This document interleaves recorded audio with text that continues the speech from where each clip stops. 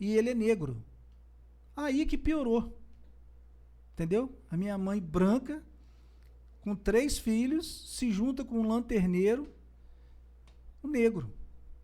E todo o salário dele, eu posso testemunhar isso, todo o salário dele da prefeitura, de secretário, eu gastava naquele dia com aqueles cheques. E eu vejo muito aqui vereador que foi deputado federal falando em defesa da Constituição Federal. É Constituição Federal, e quando vai chegar numa hora dessa, a gente vai usar o que não está na Constituição Federal?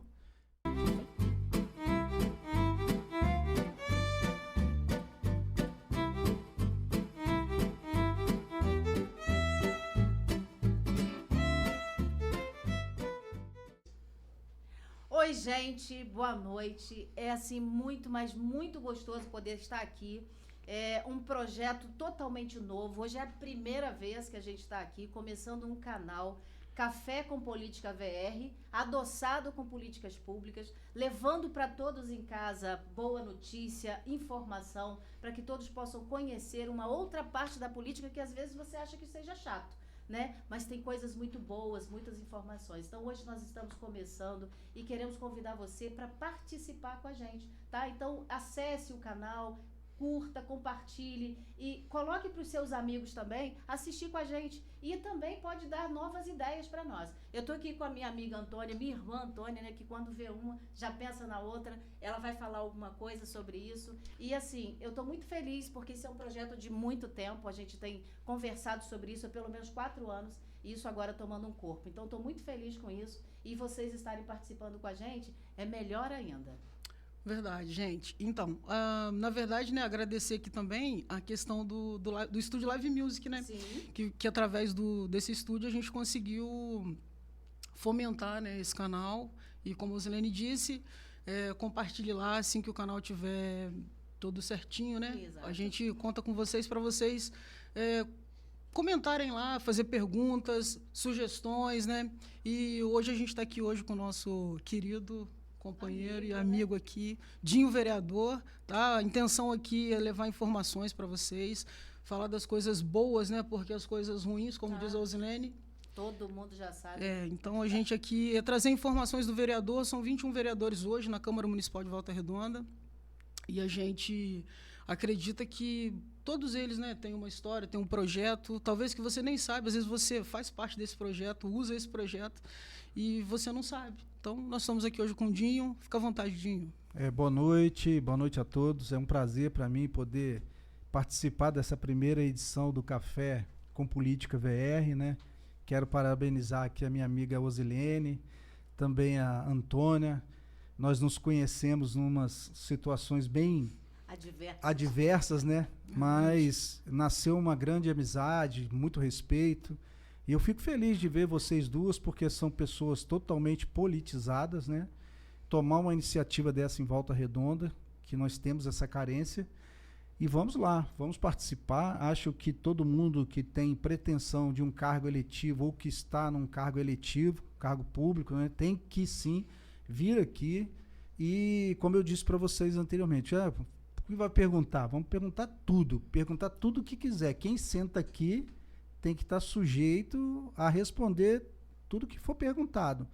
Se for para poder dar as cartas de como vai ser, não tem graça. Então, quando vocês quiserem fazer pegadinha com alguém, me chama aqui que eu venho também para ajudar, tá bom? Estamos juntos. Mas a gente vai pegar leve. De primeiro, a gente gostaria de saber como que está sendo para você encarar, né, mais essa etapa, né? Já estamos no período já onde as pessoas começam, né, a procurar em quem vai acolher, em quem vai colocar lá para sentar. A gente gostaria de saber um pouco mais do seu projeto, o que você tem de novo, qual o projeto que você tem, que projeto que a cidade usa, falar um pouquinho da segurança pública, né, na nossa cidade. E é isso. A gente vai ouvindo e vai... Antônio, nós passamos agora há pouco tempo por um processo de fusão. Eu pertencia ao Partido Patriota, né? O partido ele fez uma fusão com o PTB do Roberto Jefferson, né? Que é uma pessoa muito conhecida, e nasceu o Partido Renovação Democrática. Então, nesse período eu tive que fazer toda constituição do partido, aqui em Volta Redonda, CNPJ, conta bancária, do zero. Com a fusão, não tem jeito, não dá para continuar com o que tinha. Então, hoje o PRD está devidamente estruturado em Volta Redonda já com seus 22 pré-candidatos, com as 7 mulheres, que é a cota obrigatória para que nós possamos ter. Eu estou muito feliz com a nominata que veio, porque eu sempre procuro trazer pessoas que às vezes nunca disputaram uma eleição, mas que são politizadas. E eu acredito muito nesse grupo, eu estou acreditando muito nesse grupo que está hoje, né, está na condição de pré-candidato no PRD. Nós faremos a nossa convenção no dia 24 de julho, lá no plenário da Câmara. Então, assim, as coisas estão caminhando muito bem em termos de organização partidária, né? Agora, a minha candidatura em si, ela vai ser novamente para vereador. Eu vou tentar buscar a minha reeleição, e se isso acontecer, com a graça de Deus e o voto de confiança da população de Volta Redonda, eu estarei indo para o meu 4º mandato, né? Eu tenho 3 mandatos de vereador, e em 2 deles eu fui presidente da Câmara, e eu costumo dizer que eu pauto os meus mandatos de vereador nas pessoas. Eu não pauto na política ou na politicagem. Vocês conhecem muito bem quais são as duas vertentes disso. Com certeza. Né? E eu não pauto a minha conduta e nem a conduta dos meus assessores na vertente política ou na vertente da politicagem. A gente foca em pessoas. E as pessoas, elas são o quê? Elas são as usuárias das políticas públicas. O que nós nos deparamos com muita facilidade é a dificuldade das pessoas de terem acesso à política pública existente. Exatamente. E essa dificuldade, às vezes, ela consiste até em não saber percorrer o caminho apropriado. Então, assim, a gente fica muito triste quando chega uma pessoa, por exemplo, lá no gabinete, que recebeu, hoje está em sistema eletrônico. Ela recebe um protocolo de uma ressonância magnética e acha que aquilo é um pedido. Quando, na realidade, o pedido já foi feito eletronicamente, já está registrado. E a gente vai explicar, olha, você tem que aguardar, vamos fazer contato contigo, porque esse pedido não tem que dar entrada em lugar nenhum, isso aqui é um protocolo da solicitação já e tal. Então, assim, esse é um caso pequenininho, mas tem outros que são mais complexos, que as pessoas ficam desesperadas e assim vai chegando, vão chegando essas demandas e a nossa assessoria ela é voltada para buscar a solução. Nós precisamos buscar a solução para a pessoa. E se não conseguirmos buscar essa solução, não conseguirmos encontrar essa solução, nós temos um princípio que é um princípio de sinceridade, de muita honestidade e de verdade. Não dá para nós não conseguimos te ajudar nesse problema. A gente que é o consegue princípio da política, né? A gente consegue te ajudar até esse ponto aqui, daqui para frente vai ter que ser através da Secretaria de Saúde ou de qualquer outro órgão do governo, do Estado, do governo federal, seja lá o que for. Então, assim, eu me sinto muito tranquilo, né? Estou muito tranquilo para poder disputar novamente esse pleito de 2024. Não entendam isso como se eu tivesse já imaginando que eu estou reeleito, porque terminada uma eleição, todos que estão dentro da Câmara têm 0 voto. 0 voto.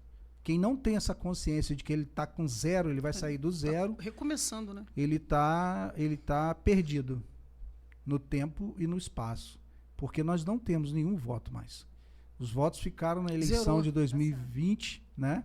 E agora é uma nova jornada. Então você trabalha 4 anos, né, para poder tentar colher novamente esse voto de confiança, né? E como eu costumo dizer para as pessoas, essa renovação de contrato de trabalho, que na realidade é um contrato de trabalho Sim. com uma duração, né, de 4 anos, da população de Volta Redonda te contratando para prestar um serviço e representá-la. É o sistema representativo constitucional do nosso país, ele é assim, e é assim que se faz. Eles votam naqueles que eles acreditam que possa dar um resultado positivo, um resultado, vamos dizer assim, um resultado que atenda o anseio da maioria da população.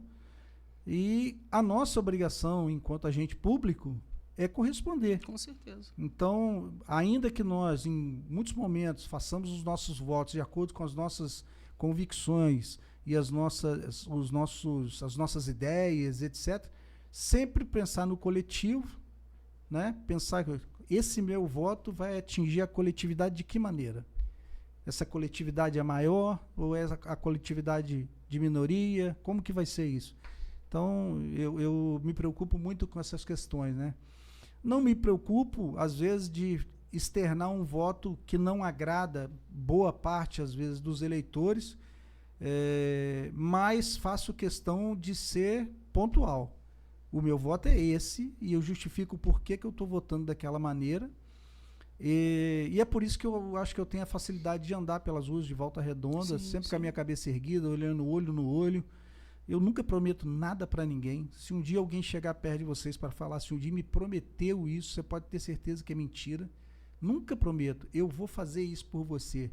Nunca prometo e não autorizo ninguém que trabalhe comigo a prometer nada. Em cima disso a gente tira aí, né? Você já está indo para o 4º mandato, né? Então, isso é porque eu, quando eu entrei na política, eu vim de 25 anos na polícia. E na polícia eu consegui lidar com todo tipo de gente, né? E nesse meio de todo tipo de gente, a mentira ela é constante. A mentira ela é constante no meio da criminalidade, né? Então, a mentira ela é constante. Quando você vem para política, eu trouxe a minha essência da polícia para a política. Se é sim, sim, não, não, gostou bem, não gostou, amém. Essa é a essência. A gente acompanhou alguns embates. Então eu queria até aproveitar, você não fica chateada comigo não, mas eu vou mudar um pouquinho a pergunta aqui agora, porque tem muita gente que não sabe quem é o Dinho. Porque todo mundo olha o Dinho como policial, bravo, sisudo. Mas eu tive a oportunidade de conhecer um Dinho diferente, Antônio também, e a gente vê você acolhendo animais, do jeito que você fala. Gente, é outra pessoa. Eu queria que você falasse um pouquinho de quem é o Dinho. Como é que o Dinho chegou a policial e depois o Dinho se tornou político? Na verdade, vereador, porque político, às vezes, todos nós somos. Na articulação do dia a dia, na conversa, a política é algo muito presente na vida de todo mundo. E, às vezes, as pessoas não entendem. Quando você fala política, a pessoa acha que é política partidária. E não é. A política partidária é outra coisa. Mas você precisa conhecer. Eu queria que você falasse um pouquinho de você. Então, Antônio, eu sou nascido e criado... Osilene, ela tá... Osilene. São as irmãs, tá vendo? Verdade. Tá vendo? Então, olha só. Osilene, eu sou nascido e criado no bairro Retiro, aqui em Volta Redonda. Morei muito tempo ali próximo da subprefeitura. E com 13 anos de idade, já quando a minha mãe tinha mudado lá para o final do Retiro, eu tinha muita vergonha de pedir dinheiro à minha mãe para poder ir ao parque, ao cinema. Essas coisas que a gente começa a virar adolescente e você quer, né? Comprar uma roupa. Então, assim, minha mãe costureira, balconista. Eu me lembro de períodos da nossa infância em que a minha mãe teve que fechar uma porta do bar para transformar no lugar que a gente ia morar, e a outra porta ela atendia o balcão e costurava por trás do balcão. Então a gente vem de uma... Eu nunca passei fome, né? A gente não pode mentir, contar história, mas a gente passou períodos de dificuldade, mas a minha mãe nunca se deixou dobrar para as dificuldades. Então, eu cresci com e voltando ali, eu vou passar já para os meus 13 anos de idade. Eu estava sentado na esquina da rua onde eu moro até hoje, né? E eu tive a ideia de procurar o meu pai, que era funcionário da prefeitura, para me arrumar um emprego, com 13 anos. E pedi a minha mãe dinheiro de passagem. Seu pai era da guarda, né? Meu pai foi guarda municipal, depois ele comandou a guarda, né? Foi funcionário efetivo da prefeitura, daqueles antigos mesmo. Meu pai, eu tenho foto do meu pai em 1964 andando a pé na Paulo de Fronten, que não tinha nem asfalto. Ele estava no posto dele patrulhando a Paulo de Fronten, sem asfalto.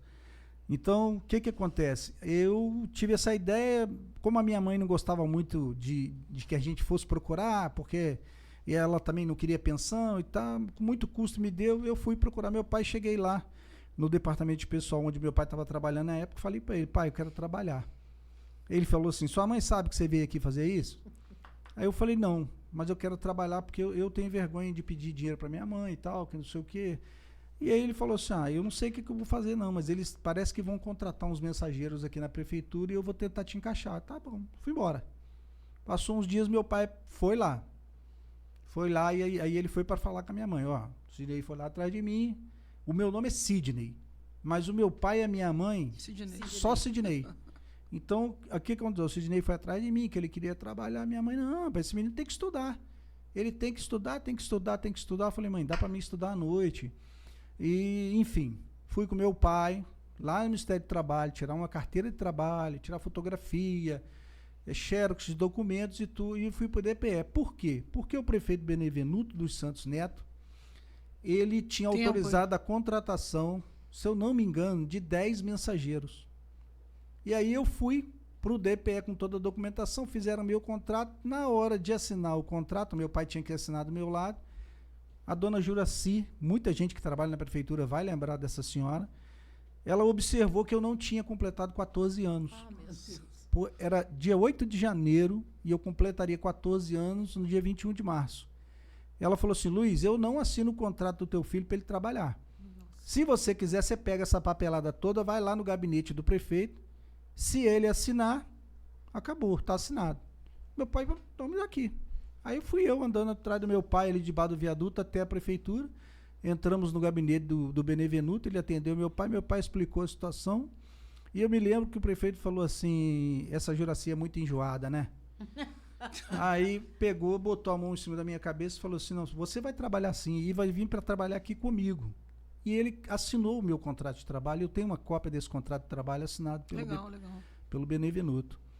E aí nós voltamos para o DPE, eu fui inserido na Folha e tal. Quando eu voltei para ficar no gabinete, professor Jaime de Souza Martins olhou para mim e falou, eu quero esse menino para trabalhar comigo. E eu fui para a Secretaria de Administração trabalhar com o professor Jaime. E aqui eu tenho que dar um testemunho de duas pessoas, né? Maria Aparecida Copos Teves, que foi minha chefe, uma pessoa que olhava meu boletim, ela fazia o que a minha mãe não podia porque estava trabalhando. Olhava meu boletim, me colocava para fazer hora extra, me ensinava a datilografia, tudo da administração pública que ela podia. Encontrou gente boa no caminho, né? E se eu tirasse nota vermelha, ela me tirava as horas extras para que eu tivesse tempo de estudar e quando eu recuperasse a nota eu poderia voltar a fazer hora extra. E ela já fez isso comigo. Chegou a fazer comigo uma vez, né? E o professor Jaime, o coração dele, o salário do professor Jaime como secretário municipal de administração, ele, quando saiu o pagamento da prefeitura, ele me dava um talão de cheque, eu com 14 anos, né? Um talão de cheque todo assinado, várias receitas de remédio e vários locais para que eu fosse levar alimentação e remédio.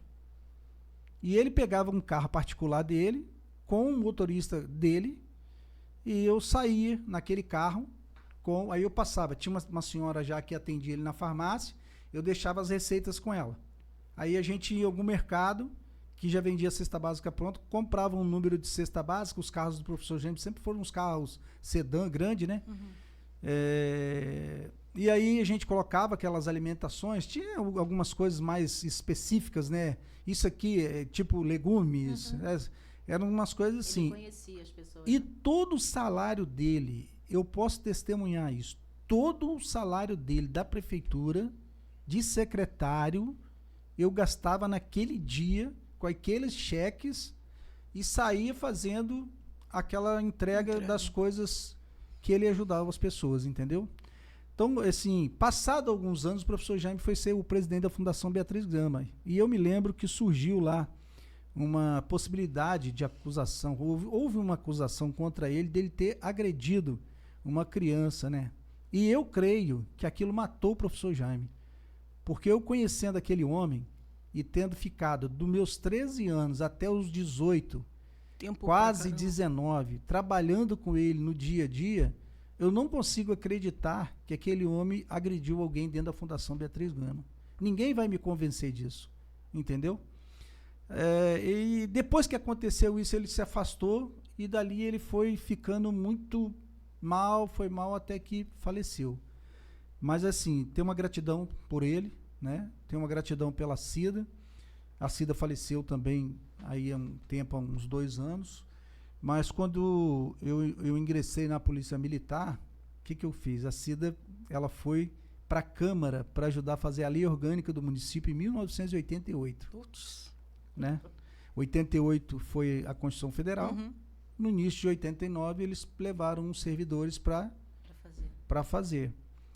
E aí eu estava naquele período estudando na escola técnica, fui para o tiro de guerra, sai um concurso da Polícia Militar, vou lá, me inscrevo e a Cida manda me colocar como chefe de divisão no lugar dela. Com mais gente antiga lá, né? E aí eu com medo de falar com ela que eu estava tentando sair.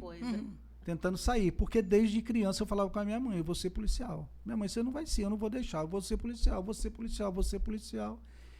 E aí peguei, fiz a inscrição, meu pai, e fui atrás do meu pai e falei com ele, ó, precisa Barra do Piraí fazer uma prova da Polícia Militar que eu fiz a inscrição, mas a minha mãe não sabe não. Ele falou, rapaz, você tá querendo acabar comigo, cara, sua mãe é problemática, que não sei o que e tal. Eu falei, não, mas você vai me levar.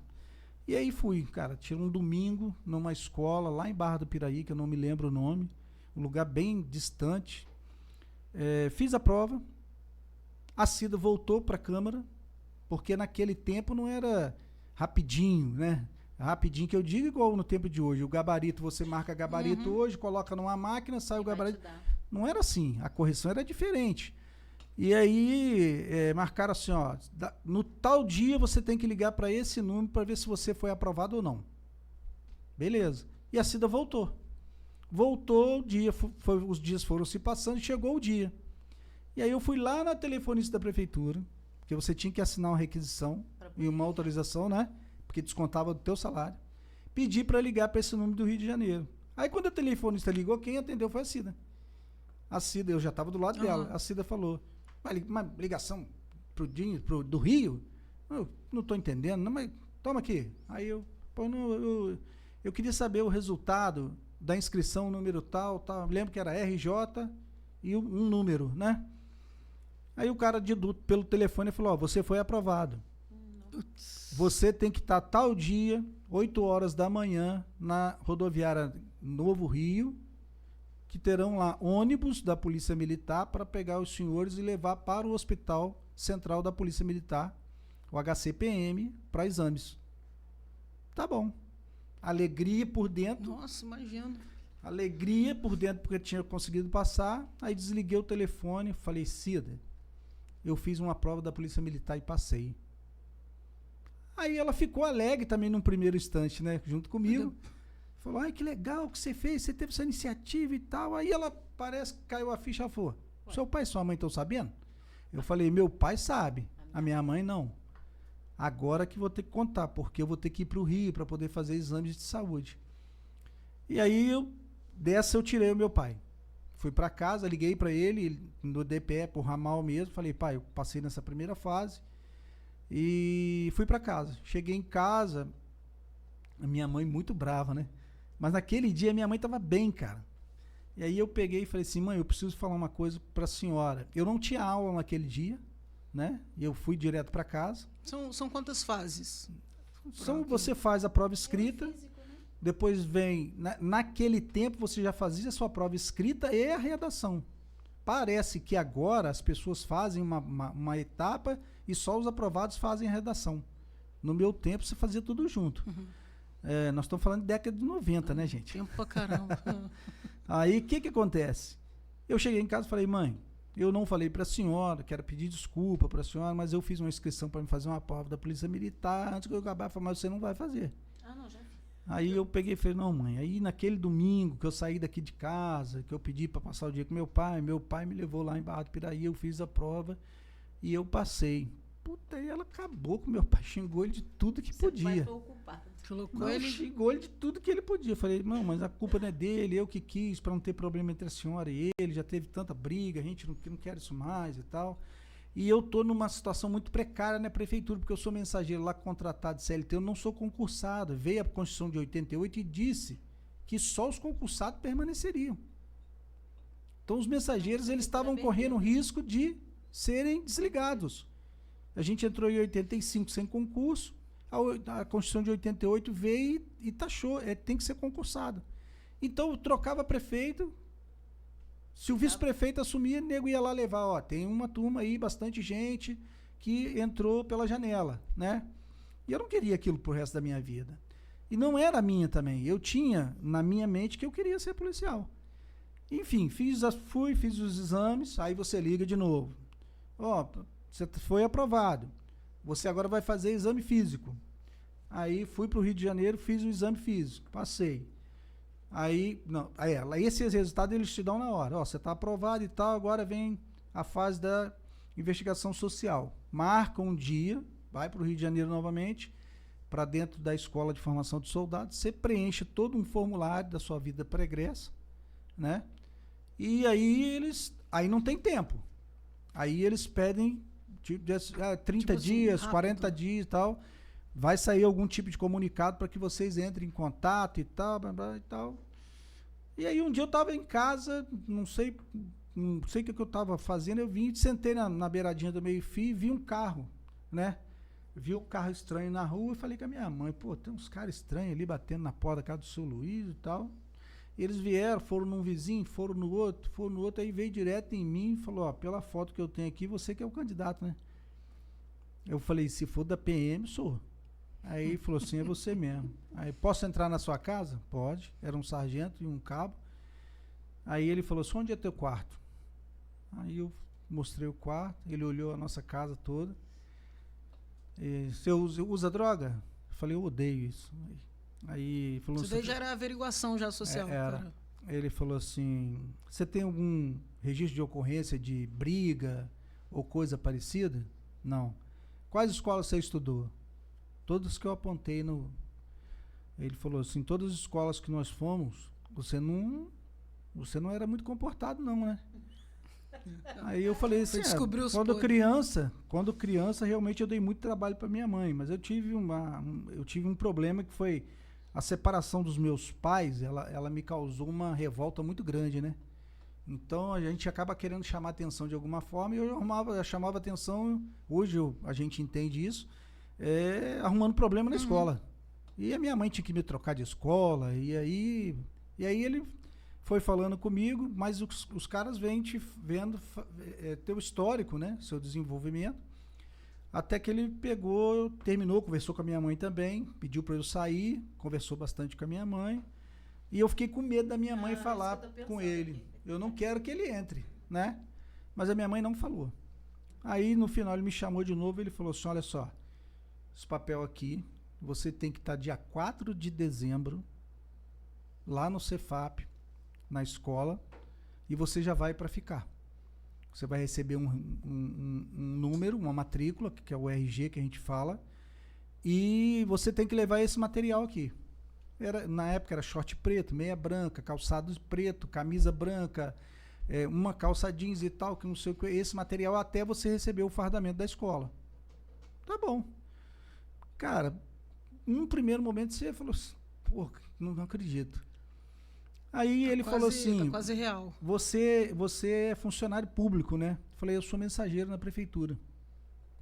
Ele falou, você sabe que você não pode ocupar duas funções ao mesmo tempo, pública, né? Eu falei, não, eu não entendo muito disso não, mas eu tenho uma chefe lá que eu vou falar com ela. Aí cheguei, ele falou, ó, você tem que se desligar no dia 3, porque no dia 4 vai publicar a sua integração nas fileiras da corporação. Eu falei, tá bom.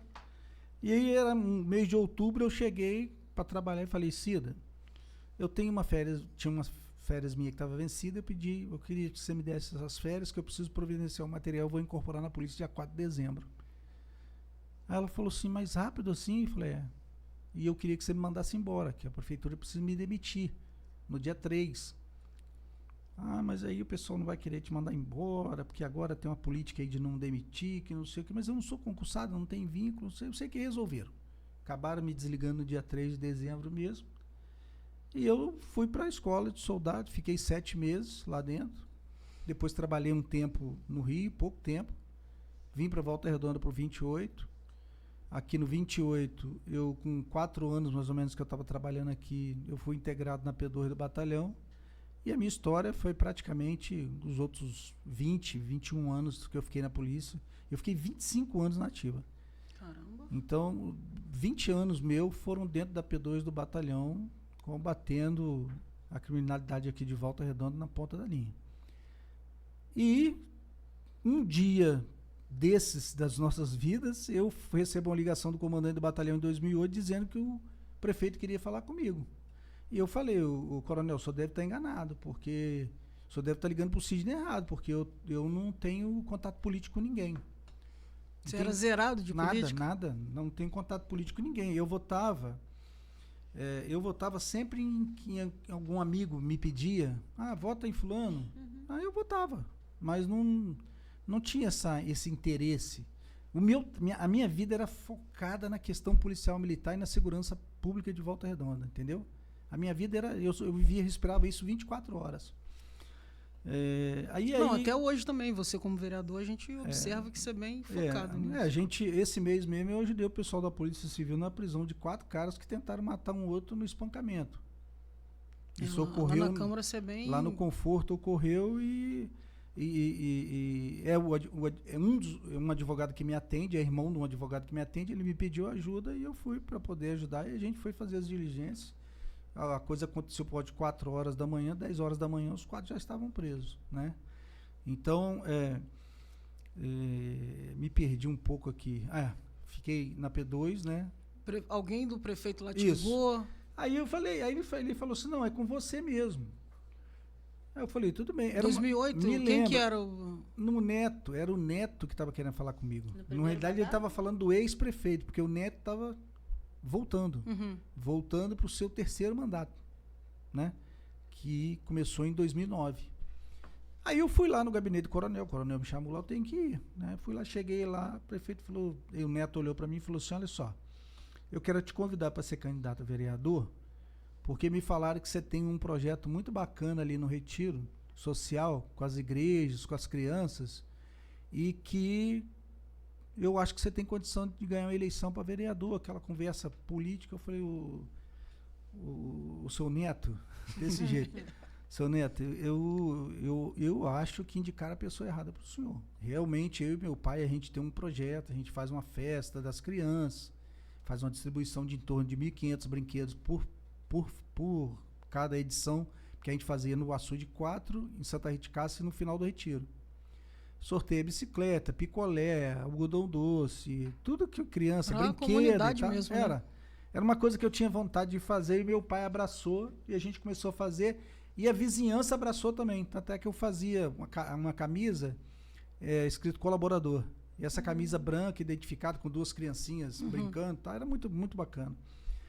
E aí ele pegou e falou assim, não, então, aí como é que é esse projeto seu? Eu expliquei igual eu falei assim, esse projeto assim, mas a gente nunca teve vontade de esse olhar político, não. Ele falou, não, o convite está feito e eu não aceito, não. Aí eu falei, eu tenho que conversar com a minha família, né? Fui para casa, pensando, vou falar com a minha mãe, ela vai rechaçar. Vou falar com meu pai, ele vai rechaçar também. Vou falar com a minha esposa, vai ser... Também. Então vou começar pela esposa. Aí fui falar com a minha esposa, falei, chamada no quartel, o coronel me chamou, foi para poder me convidar para ser candidato a vereador aqui em Volta Redonda. Ela falou, eu acho legal. Primeiro apoio da base, né? Eu acho legal, porque eu acho que isso que você está fazendo aí pode crescer, você vai poder ajudar as pessoas de uma maneira muito melhor. Eu tinha um trabalho muito forte no resgate das pessoas com dependência química, apesar de estar nativo da polícia, né? Muito importante. Uma parceria muito grande que eu tenho com o pastor Dark até hoje, não era ele à época, hoje é ele, né? Na clínica 12 Tribos, em outras clínicas também eu pedi ajuda, sempre no anonimato, até mesmo porque as pessoas que eram ajudadas, se o pessoal do tráfico soubesse que estava sendo ajudado por um policial, Nossa, Deus. Então certamente a gente não ia ter um bom resultado, né? E aí ela achou legal, tal, aí eu fui e falei com meu pai morava com a gente, só que era do lado, era um kitnet que eu tinha feito do lado. Pai, aconteceu isso. Pô, achei legal, cara. Vamos pra dentro e tal, que não sei o que. Então, 2 apoios aí, firmados. E aí eu fui na minha mãe. Fui lá na minha mãe, tudo no mesmo dia, desci na minha mãe. Aconteceu o seguinte, isso. A Dilcinha e meu pai concordaram. Eu falei, não, o seu pai é um irresponsável. Você não tem nada que entrar nisso, não. Já não chega a polícia, que você sai daqui para trabalhar, eu não sei se você vai voltar. Agora o seu pai quer te enfiar na política. Eu vou dizer, Sidney, tá faltando pouco tempo para você aposentar na polícia, rapaz. Não vai inventar moda e tal, que não sei o quê. Não sei, vou pensar. Acabei aceitando o desafio, né? Tive 1.682 votos naquela primeira candidatura. Não consegui entrar. 1.600? 1.682 votos. Na primeira candidatura. E aí eu fiquei pensando, né? Falei, rapaz, eu nunca mais me meto nisso. Porque foi o período em que eu mais descobri em que a gente pode realmente contar numa hora como essa. Eu não tinha dinheiro para fazer campanha. E eu comprei um livro que eu tinha Engenheiro Mendonça, era um dos responsáveis pela campanha do Neto. O Dito Mendonça. A gente conhece bem. E o Mendonça, eu falei pro Neto assim, eu virei pro Neto e falei assim, Neto, eu não sei fazer campanha, cara. Aí o Mendonça falou assim, espera um pouquinho que eu vou te ensinar como é que você vai fazer campanha. E me deu umas dicas. E eu peguei, fui pra internet e vi um livro falando de como fazer uma campanha de vereador. E aquele livro, vamos dizer assim, o foco daquele livro era te levar para dentro das casas das pessoas. Que a campanha de vereador tinha que ser nesse tete-a-tete com as pessoas. Como você chegar nesse tete-a-tete, pedir o voto daquela família e tornar aquela família uma multiplicadora. E eu usei isso, cara. E foi exatamente, o livro veio a complementar o que o Mendonça tinha falado comigo. Começa pelos seus amigos, peça aos seus amigos para buscar os amigos e tal, que não sei o quê. E a gente continuou fazendo as nossas atividades normais. Veio a eleição de 2012, eu vim candidato novamente, eu tive 2.778 votos e entrei. E entrei, foi o primeiro mandato. Foi um primeiro mandato, assim, um pouco turbulento nos primeiros 6 meses, porque eu acho que eu pensava que eu ainda estava na polícia, né? Era vereador policial. Você tem que ter um jogo de cintura, às vezes, até para poder dar uma resposta. Eu sei que naquele momento, naquela atitude minha, as pessoas perceberam assim, que não era uma pessoa que iam montar nas minhas costas e meter a espora e tocar e fazer toque de caixa. Estavam acostumados com uma política e chegou um cara nós assumimos diferente. Em janeiro. Em março veio a votação de impeachment do Neto que o Maurício Batista propôs. E aí quem fez a defesa técnica em plenário fui eu. Formado em direito, me debrucei no direito constitucional. Tinha ocorrido uma alteração que quem propôs ou sabia ou se fez de não saber, né? E eles achavam que com uma maioria simples conseguiriam aprovar a abertura do processo de impeachment do prefeito. Fizeram a denúncia, fizeram a leitura da denúncia e aí veio a votação para abertura ou não. E aí na defesa eu perguntei para a presidente na época, para a Tereza, se o quórum a ser adotado seria o do regimento interno ou o da Constituição Federal. Porque o da Constituição Federal falava, em caso de abertura de processo de cassação de mandato de chefe de poder executivo, maioria absoluta. 2/3 da casa. E o regimento interno da Câmara e a lei orgânica do município falava em maioria simples, que poderia ser 11 vereadores. Quando, na realidade, eles precisavam de 14, porque a Constituição Federal já tinha sido alterada. E aí, eles ficaram na maioria simples e eu fiquei calado com essa.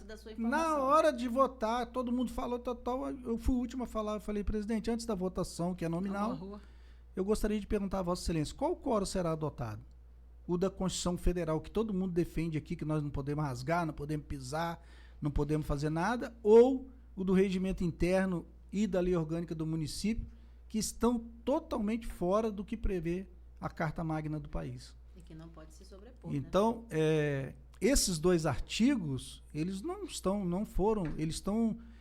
totalmente fora da sintonia da Constituição Federal. E a Tereza suspendeu a sessão e foi questionar o jurídico. E o jurídico falou, ele tem razão, tem que ser o da Constituição Federal. Pegou pelo pé. E aí, quando saiu a notícia, ela falou assim, então vamos para a votação nominal. Eu falei, presidente, eu preciso da resposta da senhora, nós teremos. Qual será o quórum adotado? Não, eu já estou orientada pelo jurídico aqui e vamos para a votação que nós vamos... Aí foi feita a votação e nós que defendíamos o Neto, perdemos de 12-9. 12-9. Na maioria simples, abertura do processo, né? Pelo regimento. Aí ela fez assim, ó. Em razão do questionamento feito pelo vereador Sidney Teixeira, trago como quórum o que prevê a Constituição Federal e rejeito e considero rejeitado o requerimento de abertura de processo de cassação do prefeito municipal. Eu peguei minhas coisas, juntei para poder levantar, né? Os caras querendo te pegar. Porra, aí os caras puto pra caramba, cara, mas assim, com respeito, né? Aí eu saí, o pessoal veio, da onde você tirou isso e tal? Falei, cara, eu sou formado em Direito e eu gosto muito de um direito constitucional. E a Constituição Federal é o alicerce para tudo. E eu vejo muito aqui vereador que foi deputado federal, falando em defesa da Constituição Federal, Constituição Federal, e quando vai chegar numa hora dessa, a gente vai usar o que não está na Constituição Federal? E isso aqui isso aqui é uma casa legislativa, é um poder constituído, independente, autônomo, que tem que respeitar, é uma casa de leis, tem que respeitar a lei. E o quórum está lá, tem que ser 2/3. Houve um entendimento posterior do Supremo Tribunal Federal agora, né? Dentro daquele decreto-lei que fala do rito do processo de cassação, que a maioria simples hoje, mas ela hoje, permite. Né? Antigamente não está tudo mas certo. Lá, em 2013, foi a defesa. E o Neto me liga. Pergunta, rapaz, como é que foi isso aí? Falei, foi assim, assim, assado. E ali nasceu uma relação minha com o Neto, sabe? De mais proximidade. É um cara que eu respeito muito, que eu admiro a forma dele de trabalhar, a seriedade, a serenidade com que ele conduz o município e as questões do município. Ninguém é perfeito, não adianta as pessoas pensarem que nós vamos conseguir colocar alguém no governo de uma cidade como Volta Redonda com quase 300 mil habitantes, perfeito, né? Nós que estamos no dia a dia, estamos sempre apontando onde tem algo a se melhorar para a população de Volta Redonda, porque uma pessoa sozinha não consegue dar conta de tantas coisas. E nem sempre as pessoas acertam em todas as pessoas que colocam em determinadas funções. E eu falo isso com muita tranquilidade, porque falo com ele também. Que às vezes tem algumas pessoas e algumas funções que parece que elas estão assim, parece que a prefeitura é uma e aquela secretaria pertence a um outro mundo, né? Desconectado, né? Totalmente desconectado. E não é desconectado de nós, vereadores, não. A desconexão é entre secretarias e o próprio prefeito, né? Então, assim, é uma crítica que eu faço, mas ele me respeita muito, eu o respeito também. As críticas, elas também têm então, que ser construtivas. A nossa convivência é bem harmoniosa. Basicamente, a minha história de vida é essa, né? Já passamos alguns bons momentos e maus momentos na polícia, e na política também a gente já teve alguns embates ali emblemáticos que foram, né, bem marcantes. Nesse seu primeiro mandato, está satisfeito, Zuleide? Mais ou menos, né? Porque eu gosto de perguntar sempre, né? Mas você quer fazer a pergunta, depois eu faço. Não, eu queria saber se nesse seu primeiro mandato que você venceu, né, como vereador, se você chegou a fazer algum projeto, porque assim, se você era da polícia, né? E você falou que eu podia fazer qualquer tipo de pergunta. Lógico. E se você sendo policial, se o seu desejo, né? Porque eu notei que você falou que teve um desejo muito grande quando você recebeu a notícia de que você tinha passado na prova e tudo, e logo em seguida, depois veio a história de você vencer o pleito. No primeiro momento, você chegou a fazer algum projeto voltado para segurança, alguma coisa? Logo depois da minha eleição, eu fui à Câmara. Aí eu fui lá no arquivo da Câmara e a dona Leia, uma servidora exemplar que tem lá. Sim. Tenho grande admiração por ela. Respeito também. A dona Leia me atendeu, eu falei assim, senhora, o meu nome é Sidney, eu sou um dos vereadores eleitos, agora no último pleito, e eu queria uma cópia do regimento interno e da lei orgânica do município. Aí ela falou comigo, normalmente a gente entrega isso para os vereadores depois que eles chegam. Eu falei assim, mas eu gostaria de chegar aqui já com o conhecimento. É uma preocupação que eu tenho. Né? Aí ela pegou e me deu uma cópia do regimento interno e da lei orgânica do município. E eu percebi que existiam várias comissões, mas não existia uma comissão de segurança pública e defesa civil. E foi o primeiro projeto que eu fiz na Câmara. Foi criar uma comissão de segurança pública e defesa civil. Essa comissão hoje existe, é um projeto de resolução da minha autoria, né? Dentre outros que eu não vou conseguir lembrar. Sim. A gente foi fazendo projetos que a gente já sabe. Só que eu tenho uma coisa comigo também, Antônio e Osilene. Se for para fazer projeto, para ser mais um projeto que sai do nada para lugar nenhum, eu não faço. Acontece muito Então, isso. o que acontece? Às vezes eu percebo que existe muita apresentação de projeto de lei por parte de vereador, que numa primeira leitura você vê que o projeto é inconstitucional. Porque ele cria despesas para um poder, que é o poder executivo, né? E obrigações, o que é vedado pela Constituição Federal. É isso que eu ia falar agora. Então, assim, eu prefiro fazer coisas pontuais. O último projeto de lei que eu fiz, de grande relevância, foi quando a Guarda Municipal estava perseguindo demais os ambulantes. E aí eu soube que tinha uma legislação muito bacana em Gravataí e Porto Alegre.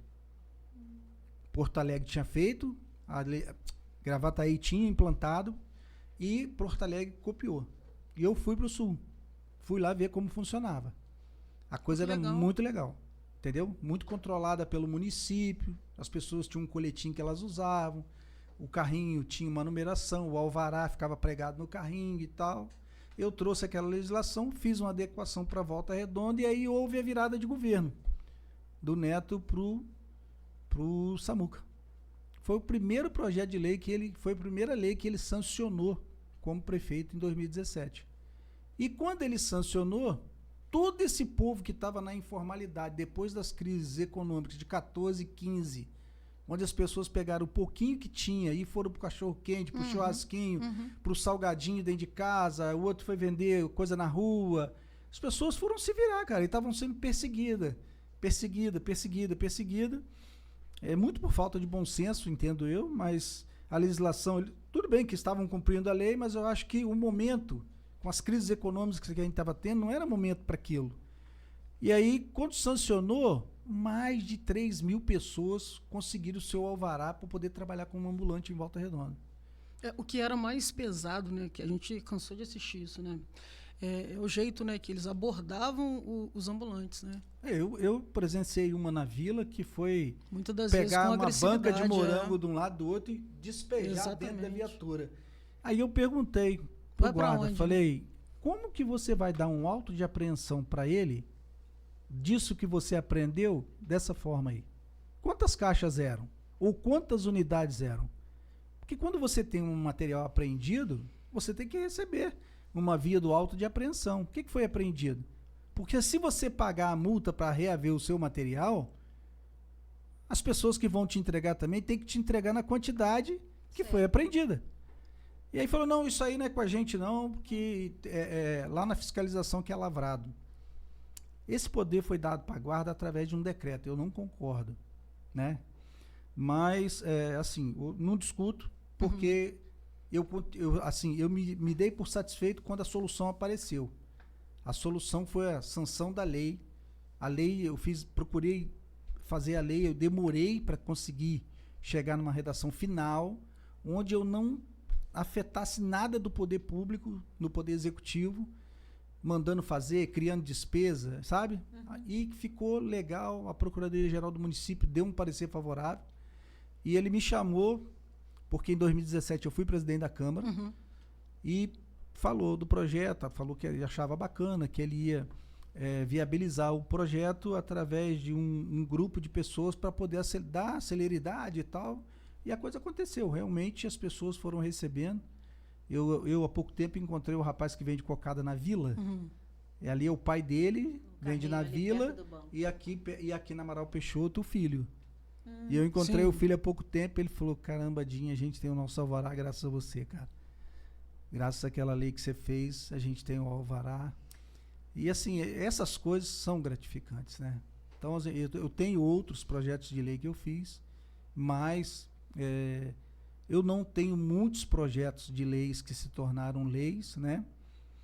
Existem leis minhas que foram consideradas inconstitucionais pela Procuradoria-Geral do município e que, quando retornado para o veto, eu mesmo pedi aos vereadores para que mantivesse o veto, porque realmente eu via que não ia a coisa não ia acontecer.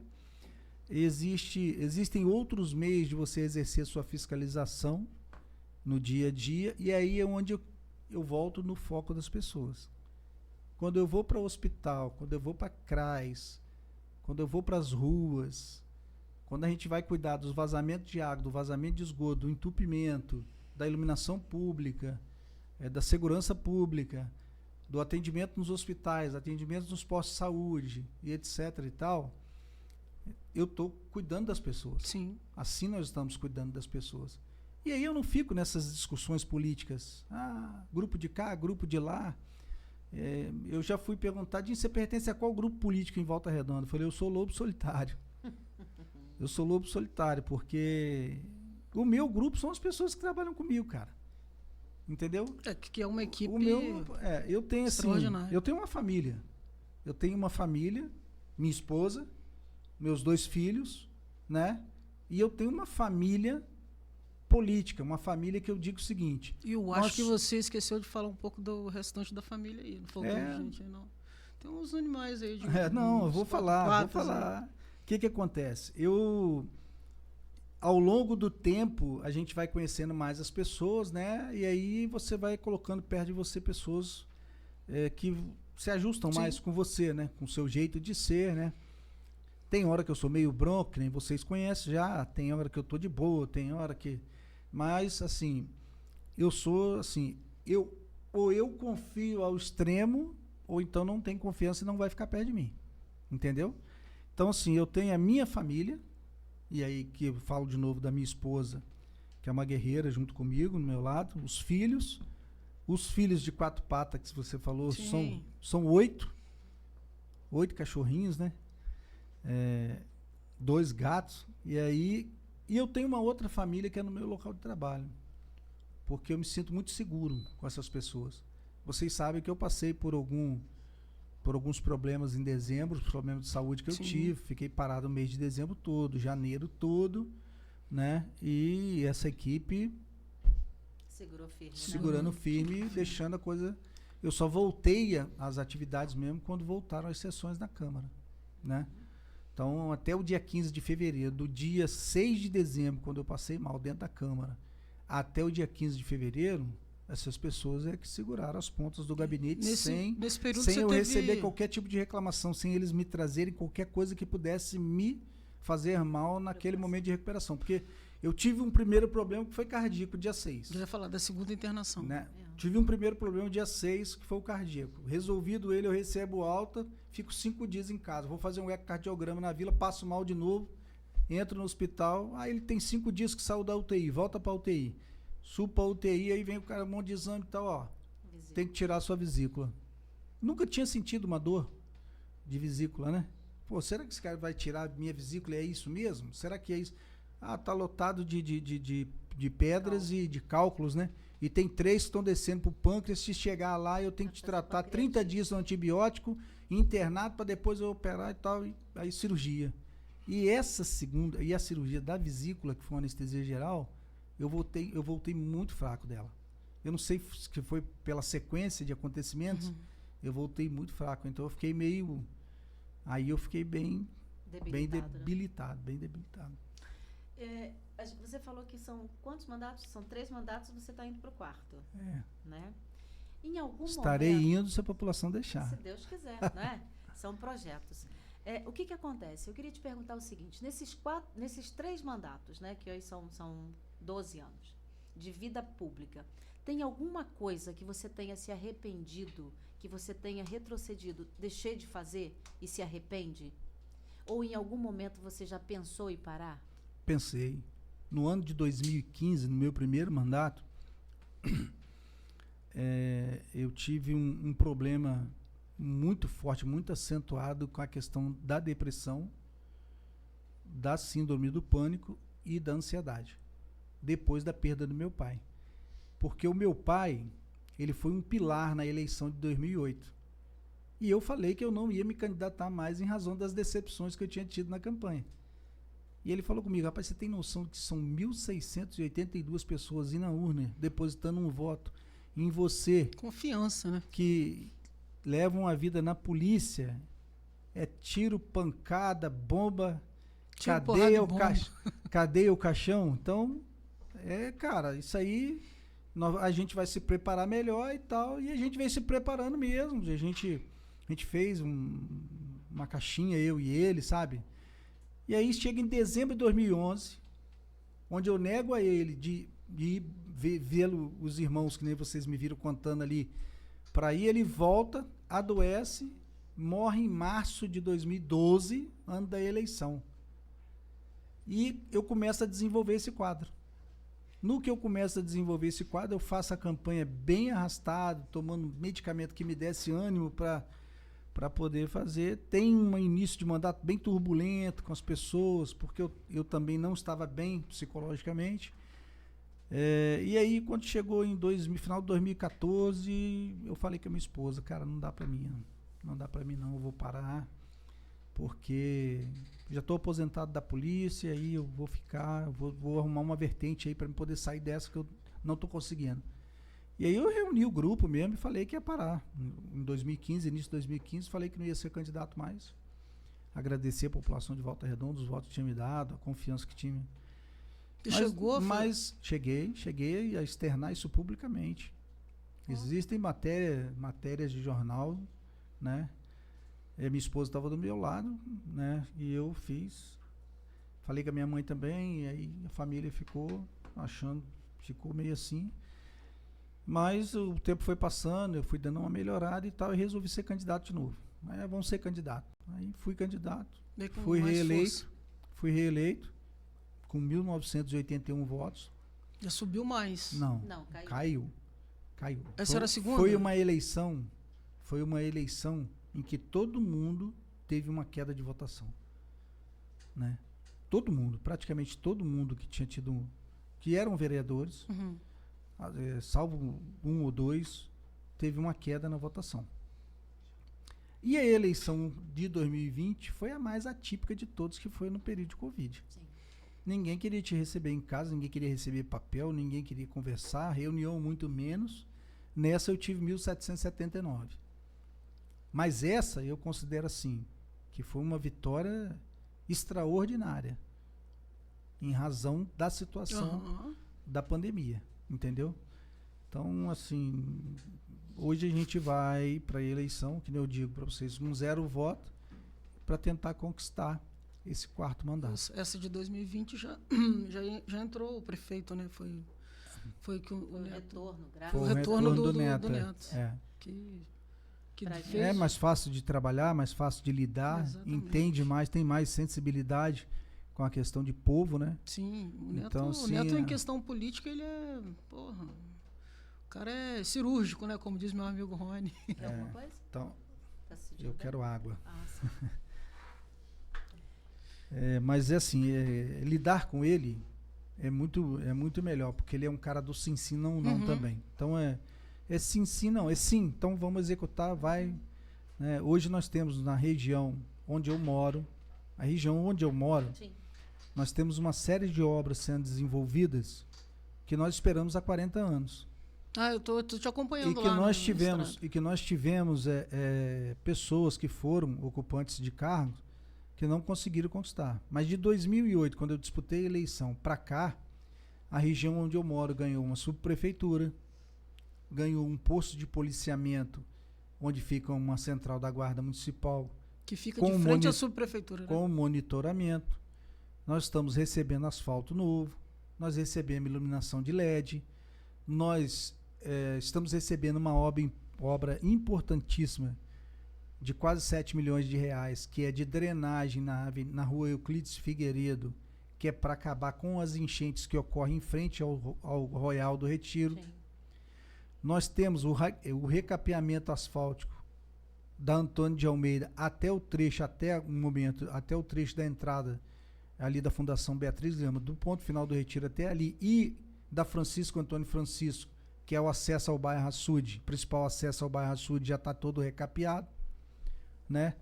Nós temos a obra de drenagem do Açude, que em 2013 eu comecei a mexer com isso, e o Neto, no início do mandato dele, ele falou comigo, essas 2 obras pontuais eu vou eu vou te contemplar com essas 2 obras.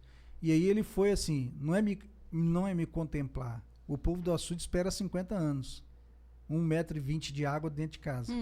Então, se isso acontecer, penso eu assim, se tudo isso que está planejado para acontecer vier a ocorrer, eu vou ficar muito feliz de ter passado pela Câmara Municipal de Volta Redonda por 3 mandatos ou 4, ter sido presidente da casa e poder deixar um legado de coisas positivas. Porque tem gente que passa na política e deixa um legado de coisas negativas. Sim, sim. Mas eu quero poder deixar esse legado. Então, assim, a minha mãe, eu agora, por último, fiz a prova da OAB depois de 25 anos. Esses dias eu... 25 anos depois de formado em Direito, né? Que coisa boa, né? Aí eu resolvi fazer a prova da OAB, tirei minha carteira, levei minha mãe. Eu vi. E eu entrei com a minha mãe ali, e minha mãe viu meu retrato lá na galeria dos ex-presidentes, né? E ela se emocionou um pouquinho, né? Tiramos uma foto lá. Tá, e ela falou assim, quem diria que aquele moleque de short, sem camisa e pé no chão, ia chegar, né, numa situação como essa. Por quê? Porque a minha mãe vivenciou a mulher separada na década de 70 e 80, ela era muito discriminada. Uma mulher separada com filhos, ela era muito discriminada. Entendeu? Principalmente se ela arrumasse um companheiro depois, fora do casamento. Tipo assim, separou e vai ser... O nome da mulher séria já muda, né? Cara, então o que acontece? Tinha mães, eu enfrentei mães de amigos meus que tinham uma condição melhor, que quando ele comprava, que tinha um brinquedo melhor e tal, e juntava com o que eu não tinha, que não era uma coisa tão, né? Porque a gente tava brincando, eu já passei pelo constrangimento e a minha mãe presenciou, da mãe falou, eu já te falei que eu não te quero brincando com as crianças dessa mulher. Pra você não ver o que eles tinham e querer também. Entendeu? Não, então, na verdade, não, é o preconceito era o que preconceito existia de uma mesmo, mulher cara. separada. Era o preconceito que existia de uma mulher separada. E aí, acho que uns 2 anos e meio, 3 anos depois, a minha mãe se juntou com o meu padrasto, que é um senhor que hoje está com 86 anos conosco, e ele é negro. Aí que piorou. Entendeu? A minha mãe branca, com 3 filhos, se junta com um lanterneiro, um negro. 2 tipos de preconceito. Então, cara, a gente enfrentou essas barreiras, assim, a gente presenciava, a gente tinha essa dificuldade, né? Naquele tempo a coisa era muito acentuada, hoje em dia não. Hoje em dia acho que... Hoje em dia as coisas são mais veladas, mas ainda existe, né, o preconceito de todos os lados, tanto para a mulher sozinha, com algumas coisas que a gente vai fazer, a gente às vezes sente algumas determinadas falas, mas aí passa e vai. Mas o preconceito hoje ele é um pouco mais velado, mas ele continua existindo. A minha mãe sofreu muito com isso. Sim. Eu sei, porque a gente presenciava, a gente não podia fazer nada, né? Mas eu presenciei muitas vezes a minha mãe ser humilhada mesmo, mas assim, de uma forma até meio que velada, mas que a gente sentia, e ela também, né? Quando você vê, esse meu padrasto, ele veio para nossa vida, e aí eu acho que eu tava com uns 9 anos mais ou menos. A minha mãe tinha o bar e as minhas irmãs mocinhas, minhas irmãs já ajudavam a minha mãe em alguma coisa assim no balcão. Eu não podia. A polícia vinha à noite no bar da minha mãe, 10 horas da noite, e eu tava dormindo num colchão no chão, cercado de engradados de cerveja. Ou de engradado de outro refrigerante qualquer coisa que tivesse. O jeito que ela pudesse dar. Proteger. E as minhas irmãs ou estavam para a escola, ou tava... Cara, a polícia entrava no bar, eu sempre acordava com a polícia brigando com a minha mãe porque eu tava dormindo ali dentro. Mas o que ela ia fazer? Nada. Ia me botar dentro de casa sozinho? Né? É o que tinha pra oferecer. Ela era o que ela podia fazer, cara. Então, assim, minha mãe passou uns constrangimentos assim que eu achava que eram desnecessários. Então, ela é uma guerreira. E o meu padrasto, cara, quando ele veio, assim, ele veio para dar uma fortalecida na família, e a gente teve um problemaço logo de cara, assim, que foi assim, a minha irmã foi atender um cara para vender um cigarro, eu me lembro, um Continental. Existia esse cigarro Continental, né? Lembro. Aí era azul, se eu não me engano. Aí minha irmã foi entregar, mas a minha irmã estava segurando o pacote que vinha com os... O cara tomou aquilo da minha irmã e saiu correndo. E a gente não sabia que o meu padrasto tinha uma arma. E ele foi correndo atrás do cara e deu uns tiros no cara, até lá na Praça Tiradentes. O cara caiu lá dentro do Ribeirão e meu padrasto foi preso em flagrante. Foi preso em flagrante nesse problema. E meu padrasto, a minha mãe ficou trabalhando e pagando advogado para poder tirar, até que conseguiu na justiça soltar o meu padrasto, né? Aquilo ficou se arrastando por anos e anos. Aí ele foi trabalhar no táxi, vivia preocupado, tal, não sei o que, mas ele defendeu a minha irmã como se pai fosse. Então por isso que eu, de vez em quando eu solto uns vídeos aí, né? Sim, eu acompanho. Falando dele. Quando eu fui pra polícia, que eu fiquei 7 meses lá, que eu me desliguei da prefeitura. E você demora uns 3 meses no estado para começar a receber. Vamos falar em dinheiro de hoje? Todo domingo à noite, quando eu embarcava no ônibus, ele me dava em dinheiro de hoje, assim, uns R$200. Em dinheiros de hoje. Para que eu pudesse passar a semana lá. E matava um leão por dia dirigindo táxi. Mas aí, assumiu e manteve a família. Quando eu comecei a receber, que ele veio me dar, eu falei, não, eu consegui receber, já recebi 3 meses, queria até pagar o senhor. Não, você não me deve nada, não. Eu queria te ajudar e tal. Então, assim, eu tenho uma gratidão muito grande por ele, por isso, sabe? Ajudou a formar minha irmã no direito também. Ajudou minha mãe a nos criar. Eu fui fazer direito depois que eu estava na polícia, eu me marquei com isso, né? Mas eu andava de ônibus e a primeira motinha que eu tive foi um RX 125 Yamaha vermelhinha, que ele e minha mãe me ajudaram para eu poder ir para faculdade, polícia e tal. Então, assim, hoje ele tem 86 anos, vive com a gente lá e a gente cuida com o maior carinho e dedicação, porque... Eu vejo de vez em quando você dando uma de barbeiro lá. Ele faz questão. Ele faz questão, não deixa ninguém colocar a mão. Aí fala comigo, amanhã você vem para cortar meu cabelo, sempre num domingo, né? Cortar meu cabelo, fazer a barba e tal, ele fica quietinho, né? Parece até que tá recebendo um carinho. Mas realmente. Aí ele fica quietinho, não arrumou problema, não... Mas assim... Mas essas histórias que você conta, isso é bom porque isso foi um pilar para você estar onde você está. E reconhecer essa história é melhor ainda, porque vai te levar ainda mais longe. E a gratidão, o Neto que fala isso, né? A gratidão ela não prescreve. E coração grato é que leva a gente para cima. Você tem que ser grato todos os dias. Grato aos seus problemas, porque você cresce. Grato a tudo, ao conhecimento que você tem. E você é grato.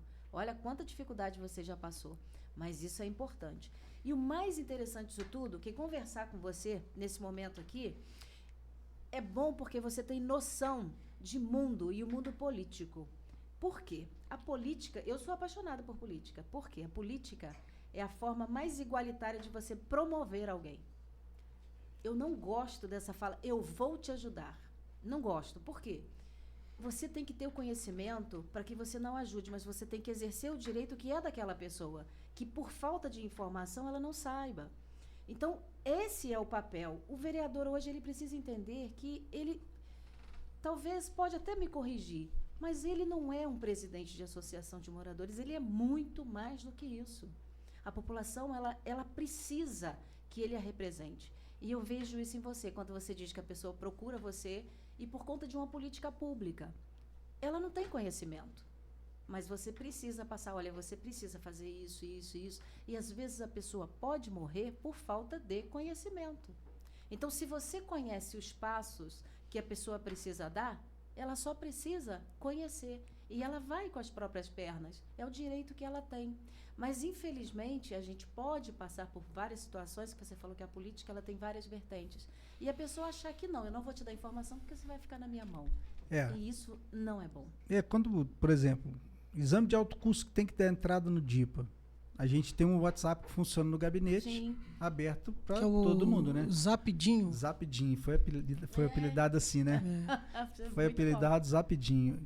E aí, tô com um pedido aqui disso, o que a gente faz? A senhora tem que ir lá no antigo Santa Margarida, porque as pessoas, se você falar assim, tem que ir lá na Secretaria de Saúde. Não acho. Não sabe. a senhora tem que ir no antigo Santa Margarida levar esse pedido com cópia da sua identidade e de CPF, cartão do SUS, comprovante de residência e da entrada. Eles vão fazer a marcação e vão te entrar em contato para que a senhora vá lá novamente buscar o seu encaminhamento para realizar o exame. Então, a senhora ou o senhor, então a gente, assim, vai direcionando dessa forma. Quando fazem solicitações de serviço pessoalmente, ou a gente constata, ou recebe pessoalmente, ou vem pelo WhatsApp ou pelas nossas redes sociais, que as minhas redes sociais, em poucos momentos eu uso elas como questão de família ou particular. Mas é trabalho mesmo, né? Chega no seu gabinete a informação que as pessoas podem fazer ofício, elas mesmas podem fazer ofício, levar e vocês atendem, ou como é que funciona? Não, a maioria das pessoas que fazem essas observações no bairro são pessoas mais maduras, né? A juventude, ela não está tão antenada, Ligada, assim, né? de ligar ao buraco, a isso e aquilo. Então, normalmente a pessoa manda, aqui na rua Luxemburgo, por exemplo, em frente ao número 48, tem um buraco aqui. Poxa, quando a gente sobe, quando a gente desce, eu já tive que consertar a suspensão do meu carro. Ou então, tá tendo um vazamento de água na rua. Então, o que a gente faz? A gente recebe, o SAI ele não trabalha de outra forma que não seja a ordem de serviço. Sim, Então, forma organizada. Né? Aí eu peço assessoria para a gente, quando vem para mim. Ou se cai no gabinete, a gente abre a ordem de serviço. E através da ordem de serviço a gente pede a direção do SAI para poder dar uma atenção. A gente oficia, né? E faz dessa maneira. E agiliza. Elétrica, serviço da Secretaria de Infraestrutura, tudo isso a gente oficializa. Toda solicitação que cai no nosso gabinete através das redes sociais, ou pessoalmente, ou rapidinho, a gente transforma num ofício para a secretaria competente para que ela solucione. Muitas das vezes as pessoas reclamam muito, né? Exemplo, tá com o buraco lá e já liga reclamando, vai para a rede social, coloca aquela reclamação lá. Mas as pessoas Mas eu vou te falar uma coisa, Mas, na Antônia, verdade, é a falta mas eu de vou te falar uma informação. Porque coisa. se fizer da forma correta... No meio político também, tem muita gente que gosta de falar demais, apontar o dedo para os erros e não se movimenta. Eu tive no meu primeiro mandato, uma vez, uma exposição de uma pessoa que falou e passou. Eu passei lá perto do Roma, vi o ponto de ônibus está todo quebrado, não está em cobertura, as pessoas estão tendo que ficar no sol e tal. E como eu estava daquele jeito, né, vindo daquele jeito, eu falei, e o que é que o senhor tomou de atitude para poder mudar o quadro? Exatamente. Não, isso não é obrigação minha. Não, isso faz parte da sua fiscalização. Você foi lá e constatou. Agora, quem é responsável para poder consertar isso aí não é o Furban? Tem documento lá só ir Furban? no Então, se não tem o documento do Furban, eu vou fazer. Porque eu não estava muito familiarizado com aquele negocinho de fazer você ficar mais tranquilo, né? Falei, porque o senhor passou lá, constatou, está quebrado, o pessoal continua ficando no sol, continua pegando chuva e o senhor não instou o órgão que poderia resolver o problema. Antônia, é prova viva, porque assim, acho que tem algumas características em você que eu sou muito parecida. Por quê? Essa questão de botar defeitos. Qualquer idiota coloca defeito. Colocar defeito é muito fácil. Encontrar defeito é muito fácil. Mas é o posicionamento que você tem perante aquele problema é que vai fazer a diferença. Enxergar defeito é isso que ele acabou de falar, exatamente. É que eu vejo, às vezes, na rede social, o pessoal, nossa, mas fala do prefeito, fala disso, fala daquilo. Tá bom, mas e? Problema, todo mundo pode enxergar. Mas você tem que pensar numa solução. O que pode ser feito? A quem fazer? Fazer direito. Mas hoje, o que eu noto é que muitas das vezes o pessoal reclama errado. Quer reclamar sentadinho do sofá, pela rede social, somente isso. Ou somente para chamar a atenção. Eu estou vendo que tem algumas pessoas que estão se profissionalizando nisso. Exatamente. Se profissionalizando da seguinte maneira.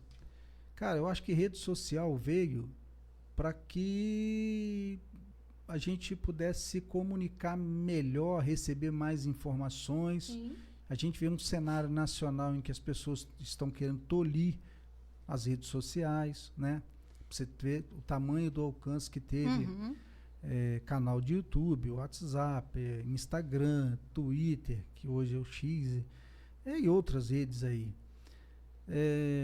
E aí, o que aconteceu? Eu comecei a ver que pessoas que fizeram parte de outro governo onde estavam sendo bem remuneradas e caladinhas, pegar o atual governo e começar a bater do início do governo até o fim, porque não tem mais o salário que tinha no governo anterior nesse governo, nem faz parte. E faz disso um trampolim, e aí quando eu vejo assim, usando a necessidade das pessoas para poder expor uma situação, e você vê que essas pessoas hoje fazem parte de uma nominata de pré-candidatos. Eu acho que a população, né? a população tem que ver muito, tem que analisar. Dá uma peneirada, né? Dá uma peneirada mesmo, tem que analisar com muito carinho esses que se transformaram de repente nos salvadores da pátria através das redes sociais, apontando. Mas em alguns agora eu comecei a ver que eles estavam assim, quando o município vai fazer alguma coisa, eles estão lá falando, lembra daquela reclamação, está sendo como se fosse fruto da reclamação deles. Então, de certa forma, eles estão reconhecendo que está sendo realizado, mas assim, só estão fazendo isso agora porque nós estamos aproximando da eleição e parece que sentiram o termômetro, só bater não adianta. Só mostrar, apontar o dedo não adianta. Se não tiver solução, a gente não vai conseguir crescer aqui no engajamento, no envolvimento e tal. Assim. Então, assim, eu com muita facilidade faço essa leitura, né?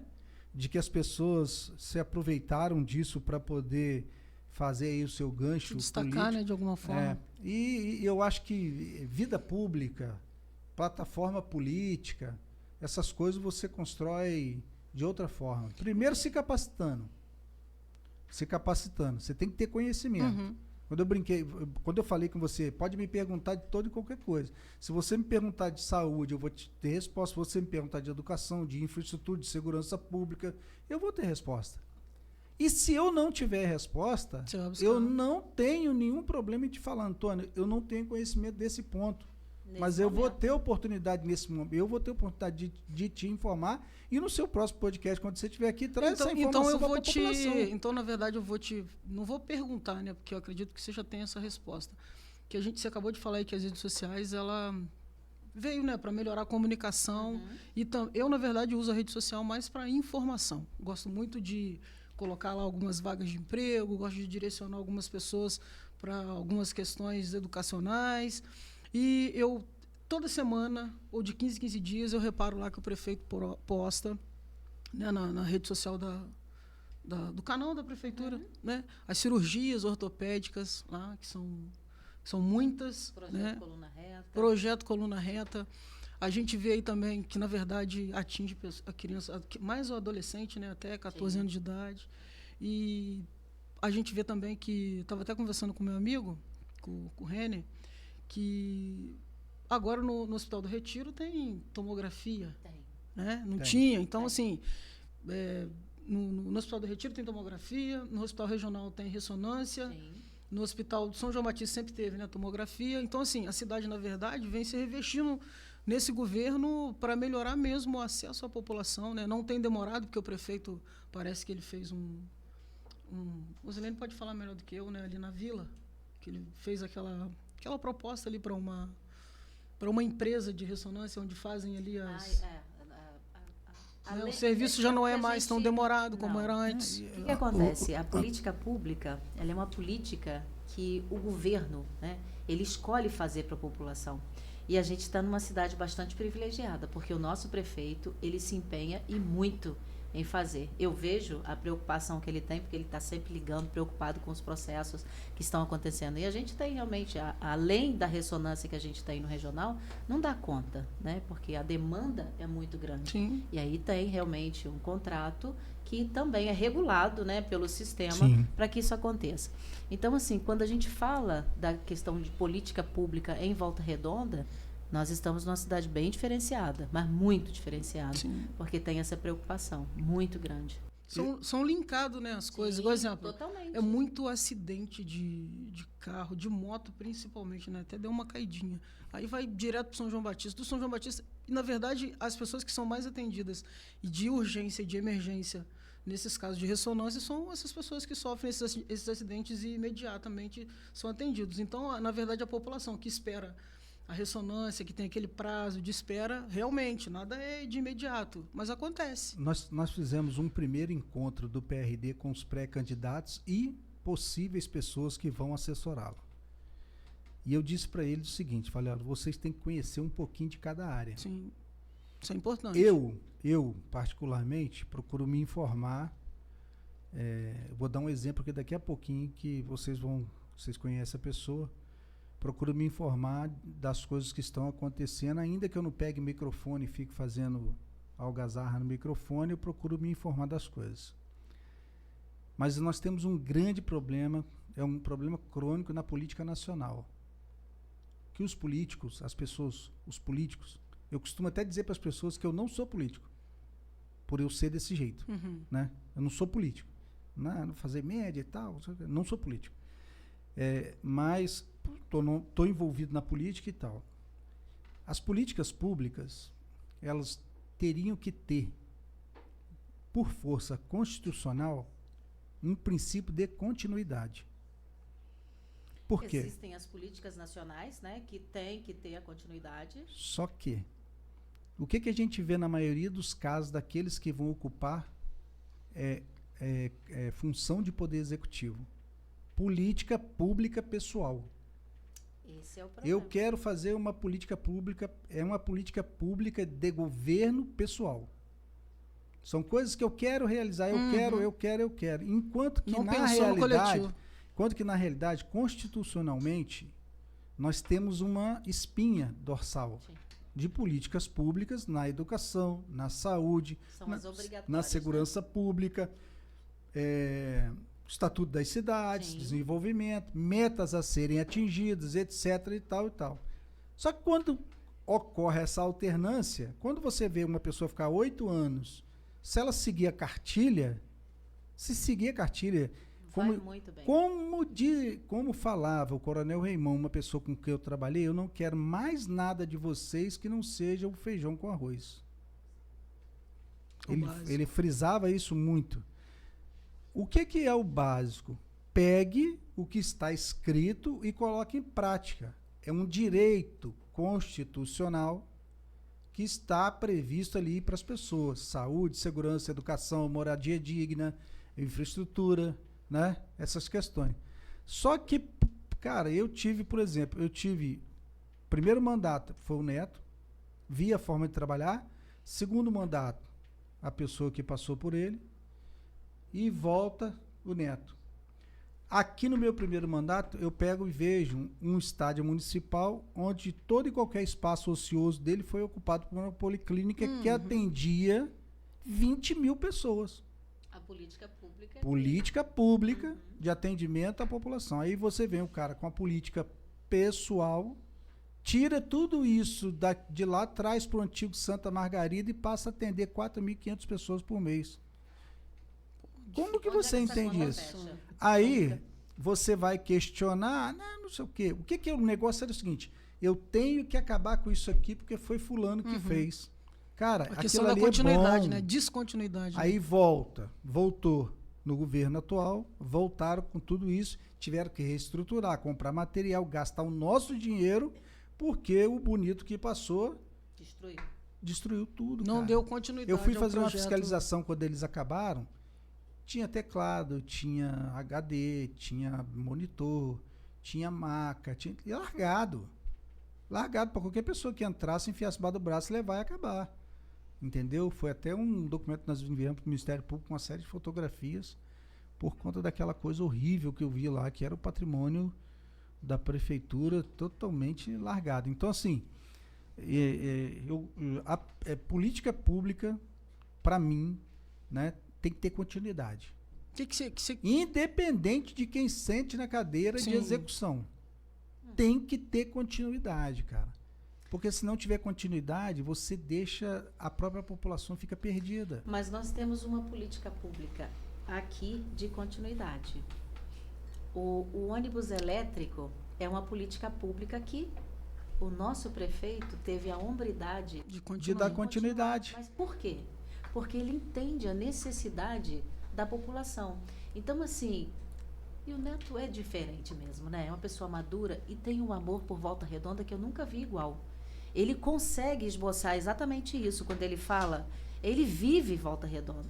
Então, assim, essa política de continuidade, ele deu um grande exemplo. E o detalhe é que é o seguinte, a pessoa que implantou pode bater no peito e falar, olha, foi uma ideia que eu tive para implantar essa política pública aqui, para ajudar no transporte e tal, e que foi dado continuidade pelo atual governo, porque é uma coisa boa, entendeu? Sim. Então, tem que se orgulhar disso.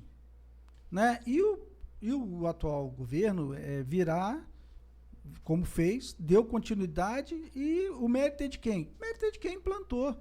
Hoje o mérito é dele porque ele está mantendo, tudo bem, mas o mérito da ideia, quem teve essa ideia e botou em prática e tal, foi o anterior, e essa coisa vem nessa continuidade. Pode até ter outros exemplos disso, né? Que a gente não lembra aqui assim de imediato, mas eu acho isso fundamental. Eu acho que isso tinha que ser obrigatório, sabe? Obrigatório. Isso tinha que estar escrito em algum lugar que política pública dessa natureza tinha que ter continuidade, o princípio da continuidade. Esse princípio de continuidade do serviço, ele para mim é fundamental. Falando aqui de público e de gente, né? A gente usa serviço público e é público, né? Claro. Puxando o gancho aí do ônibus elétrico, vamos falar de um ônibus que não é elétrico. Você teve alguma participação nessa questão dos ônibus, né? Porque assim, quando trocou o governo, o pessoal já falava muito da questão dos ônibus, né? Urbanos, que ia trocar, que ia entrar uma nova empresa. E o que você achou disso? Você teve alguma fala? O governo anterior tentou fazer uma licitação e foi impedido por uma liminar que o Sindipaz conseguiu na justiça, né? Eu não concordava, eu concordava assim que de alguma forma as empresas que tinham nascido junto com Volta Redonda, elas tinham que ser ajudadas, porque eram muitos empregados. A gente não tinha garantia das empresas que estavam vindo, que se iam contratar aquelas pessoas, né?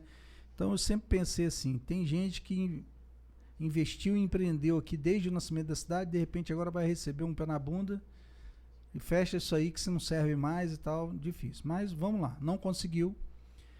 Só que o governo anterior deixou rodando na cidade 240 ônibus.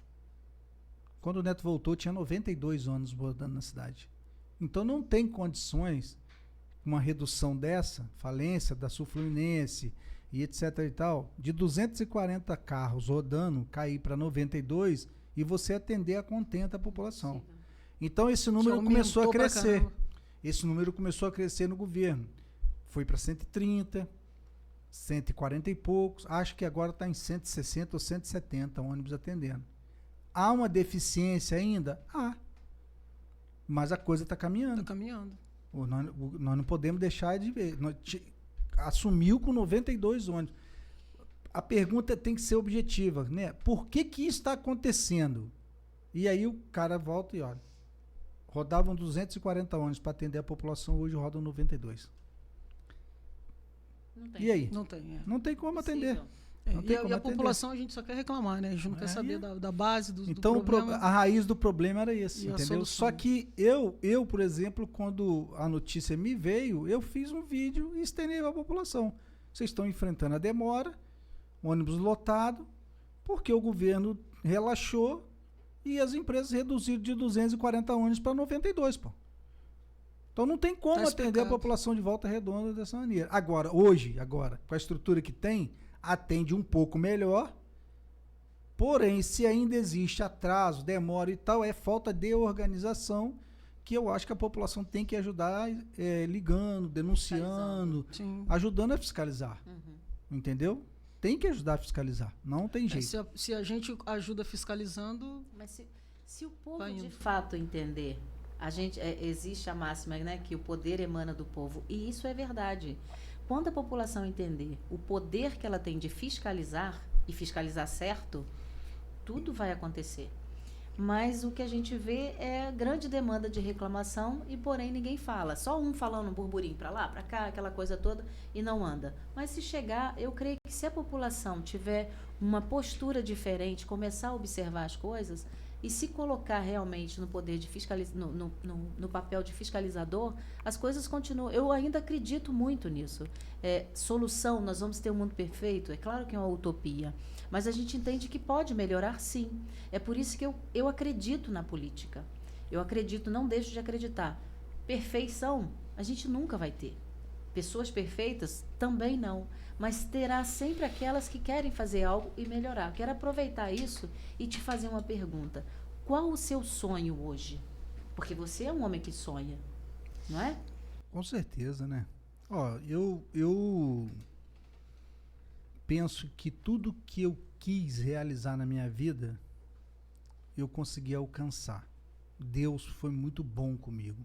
É a minha crença, muito benevolente, e me concedeu as bênçãos de ser e alcançar o que eu quis. Nem sempre o nosso querer é o querer de Deus. A gente tem que respeitar. Eu tenho um último sonho que seria ser prefeito dessa cidade, né? Mas eu nunca disputaria uma eleição contra o Neto, ainda que eu aparecesse em pesquisa com chance de ganhar. Pela admiração, pelo respeito, pelo carinho, pelos momentos de dificuldade que eu vi ele passar e pude estar ali do lado, apesar de não fazer parte de um grupo político dele, e por alguns momentos de dificuldade na minha vida em que ele me estendeu a mão também. Isso é uma relação extrapolítica. Forte. Então, eu não teria nunca coragem de entrar, ainda que aparecesse na pesquisa em primeiro lugar com uma diferença de 10 pontos, eu não cometeria essa, para mim, um ato de traição. Porque se eu estou no mundo da política hoje, foi porque ele alçou e a gente foi desenvolver. Teve um olhar clínico ali, né? Teve muita gente mas o Neto não te dá voto. O Neto não tem obrigação de me dar voto. Te dá oportunidade. Eu tenho que trabalhar, pô. Eu tenho que trabalhar e conquistar esses votos. O Neto não ajudou a construir a nominata do partido. Essa obrigação é minha. Eu que sou o presidente do partido.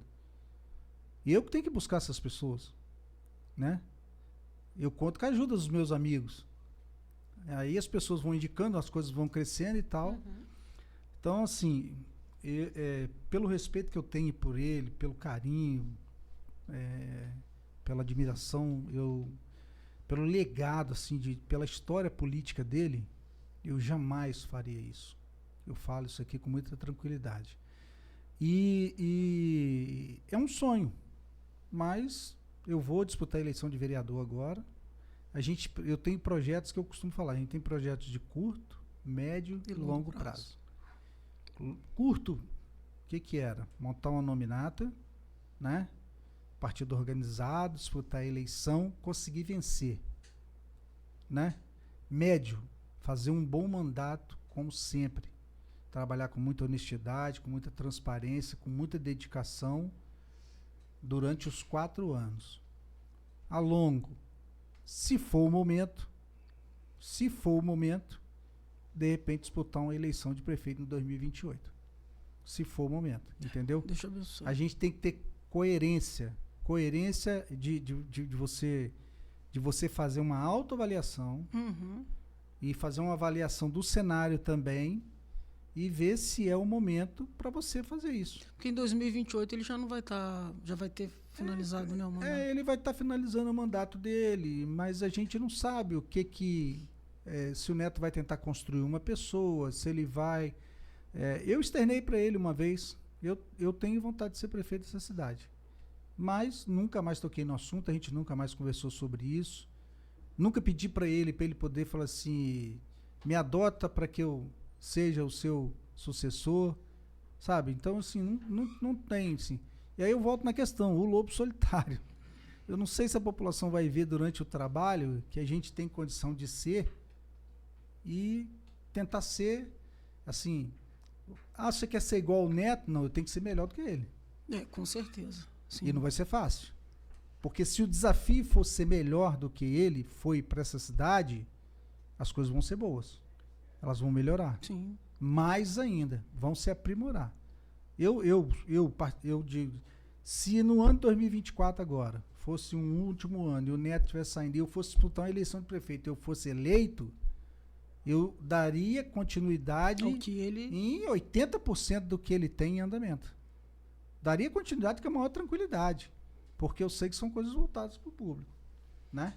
Mas, na verdade, se você sabe fazer uma leitura política e do povo, né? É igual você fez a leitura de que você agora deve disputar em 2024. Porque o político, ele sabe que... Alguns falam que não, mas o cara sente. Quando a maré tá para ele. O cara sente. Você sabe que se não fosse para você disputar essa agora, de 2024, você ia sentir. Entendeu? Aí vamos colocar assim, seria um momento propício, então, já que a maré não tá boa para mim, eu tive 2 internações, vou lá e vou dar essa desculpa aí que eu não quero, ponto final. Mas você sente que você, com as outras 3 que você está indo para a 4ª, né? Eu acredito que vai dar tudo certo. Que você sentiu que esse é mais um momento que você pode servir a população, né? Que, na verdade, todo mundo sabe que vereador é servidor público. Está ali para servir a gente. Não para a gente abusar também dos caras, né? Mas para a gente saber que o cara está ali para servir a gente. Então, assim, eu acredito que cada um tem a resposta. Tem a resposta e o caminho que pode prosseguir. E eu, Antônio, eu tenho a minha fé, tenho a minha crença. Todos os dias à noite eu dobro meu joelho, faço a minha oração de agradecimento pelo meu dia e entrego a minha vida na mão de Deus, entendeu? Então eu acho que o meu sensor vem dessa comunhão. Sim. Esse sensor vem dessa comunhão. Até o direcionamento do que eu vou fazer, eu tenho certeza que Deus está todo o tempo ao meu lado e me ajudando nessa questão. Muita gente que me ouve hoje, né, às vezes fala assim, onde está o Dinho, o Sidney da P2? Onde está esse cara? Eu quis começar a desconstruir essa pessoa, entendeu? A pessoa é a mesma, a personalidade é a mesma, mas eu quis começar a desconstruir, porque a minha passagem na polícia foi durante um tempo em que muitas coisas ruins aconteceram em Volta Redonda. Nós tivemos uma guerra dentro do complexo do Vale Verde, que eles que foram nascidos e criados juntos, eles se matavam, né? Então, assim, com vagabundo, cara, você tem que ser firme. A polícia tem que ser firme com vagabundo. Você não pode dar mole para vagabundo. E se der mole para vagabundo, o vagabundo cresce, entendeu? Ele consegue agitar a comunidade. Então você tem que se fazer respeitar. E eu sempre falava isso com o vagabundo: olha, eu vou te respeitar como um homem enquanto você estiver me respeitando como um homem. Se você me desrespeitar como um homem, eu vou te tratar como bandido. Então eu não tinha muito problema com essas questões não, sabe? E a política, cara, eu me coloco na mesma condição. Eu estou olhando para outro homem na política, né? E respeito o cara como um homem. Pode ser deputado federal, pode ser senador, pode ser governador, pode ser o que for. Eu olho como um homem. Eu estou diante de um homem ou de uma mulher que está numa situação pública e a respeito dessa forma. E gosto de ser respeitado assim. Sim, também. Entendeu? Retorno, né? Eu falei para você que eu ia comentar uma coisa, o Cristiano, nosso amigo Cristiano. Cristiano Jesus. O Cristiano, ele não tem ninguém na família que tem um problema com autismo. Entrou num grupo de mães. Eu falei com ele. Vi postagem dele esse dia. Abraçou a questão, me pediu uma reunião. E aí eu falei com eles, eu vou fazer uma reunião com o secretário de Educação, com o secretário de Saúde e Ação Social. Porque eu vi que as 3 áreas precisam se enganjar para poder resolver esse problema. Mas nas reuniões que eu fiz com os secretários, eu vi que o gargalo um pouco estava na educação e o outro na saúde. Resultado das reuniões: sem contratações para cuidadores. crianças que não estavam indo para a escola, ou que um cuidador estava cuidando de criança além do que ele tem, que a lei determina, né, a obrigação de fazer, esse primeiro gargalo, eu acho que ele vai ser amenizado, não solucionado, mas amenizado com contratação de 100 cuidadores. E eu compartilhei com ele, né? Olha, a gente conseguiu avançar. Semana passada inteira, todo mundo postando. Tem 2 semanas a reunião, tem 2 semanas que nós fizemos a reunião, né? E na saúde, o que aconteceu? Montaram uma equipe multidisciplinar para poder acelerar o processo. Sim. Porque tem muitos casos encaminhados para avaliação que não tem diagnóstico fechado e alguns até que nem deveriam passar por aquele, mas por outro processo, entendeu?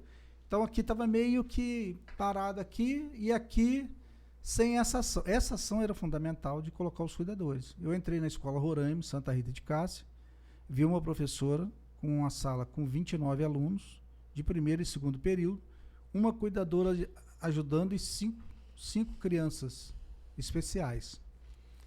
E a tática dela é música, cantando e batendo palma para que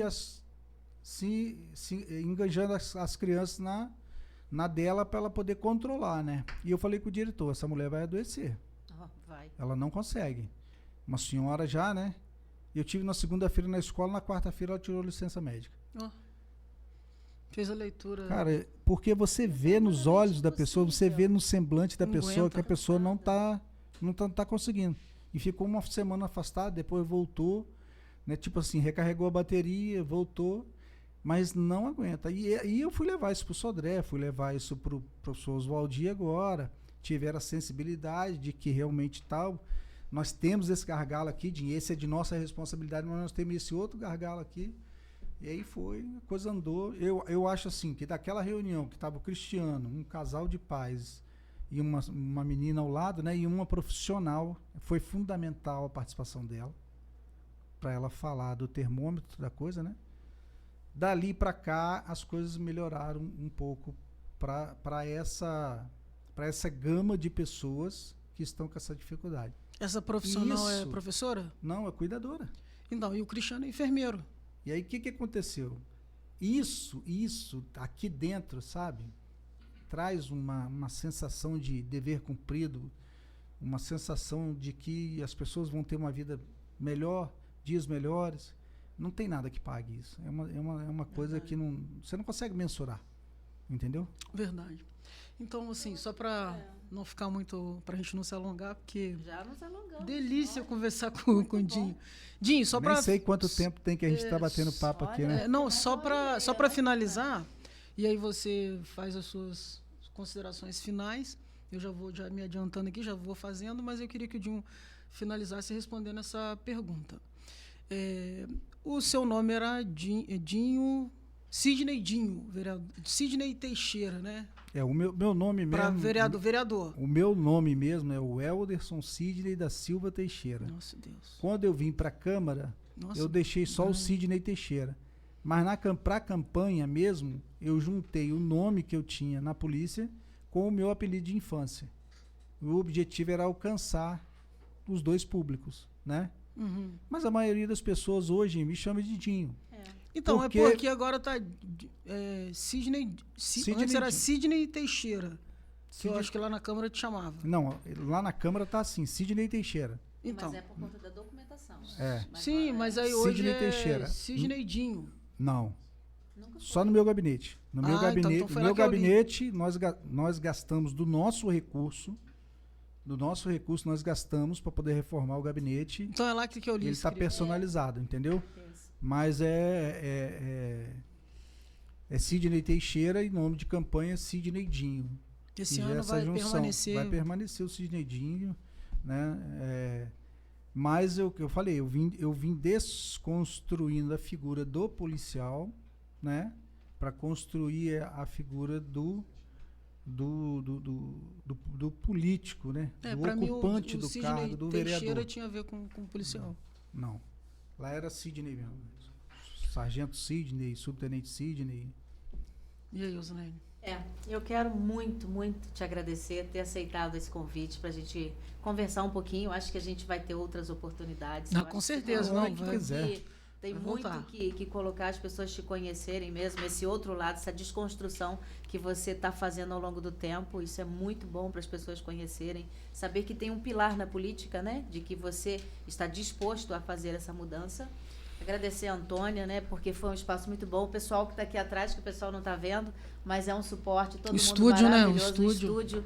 Os meninos são maravilhosos aqui. Eu queria agradecer a você que está em casa, que depois vai estar nos assistindo. Então, muito obrigada pela sua atenção, que você participe com a gente, que você possa também nos dar ideias, porque eu acho que qualquer projeto, ele melhora ao longo do tempo. Muito obrigada, que Deus esteja nos abençoando.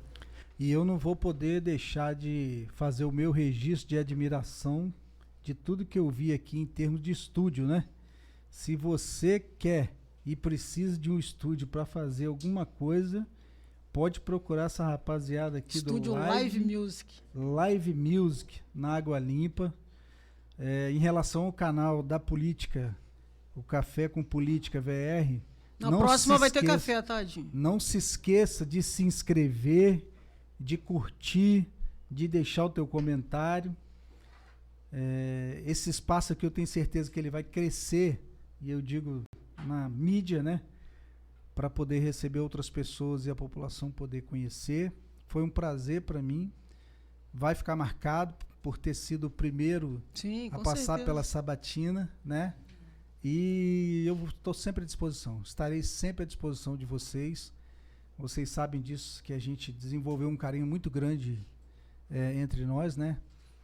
E eu agradeço muito tudo que vocês já fizeram também para me ajudar e que continuam fazendo. A gente né? que é Peço grato. a Deus que continue abençoando a vida de vocês e que nós possamos ter aí um pleito eleitoral bem tranquilo. Se Deus quiser. Sem qualquer polarização, que é o que mais me preocupa, né? E vamos em frente, que o Volta Redonda precisa de muita gente que trabalhe. Sim. Então vamos finalizar e no finalzinho do vídeo a gente vai colocar aí o zapdinho, né? Para poder o pessoal encher o saco do vereador lá, o cara trabalha, tá? Um abraço, gente. Parabéns para a equipe também lá do gabinete do vereador, tá? Um abraço, gente. Valeu, finalizando aqui. Valeu, um abraço. Obrigada, gente.